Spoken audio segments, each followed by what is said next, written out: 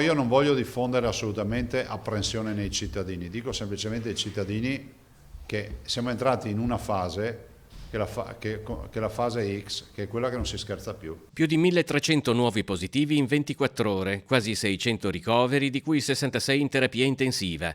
La diffusione del coronavirus in Veneto torna a preoccupare e la regione è pronta a prendere contromisure. Nei prossimi giorni, da qui a lunedì, emetterò un'ordinanza nella quale ci saranno giustamente, diciamo, dei primi alleggerimenti, no? Ma non di misure, alleggerimenti di assembramenti e quindi ci saranno delle restrizioni che non saranno da lockdown, non saranno preclusive delle attività, però comunque ci serviranno a cercare di creare meno possibilità di contatto possibile tra i cittadini. All'impennata di positivi dell'ultimo periodo non corrisponde l'aumento di ricoveri in terapia intensiva di marzo, ma l'allerta rimane massima.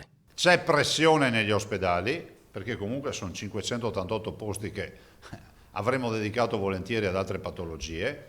Siamo preoccupati perché comunque l'invernata ci riserva sempre anche il picco dell'influenza. Oggi siamo ancora nella seconda fascia, da 51 persone in terapia intensiva a 150. Voi sapete che quando arriveremo intorno ai 150 attiveremo 10 ospedali Covid.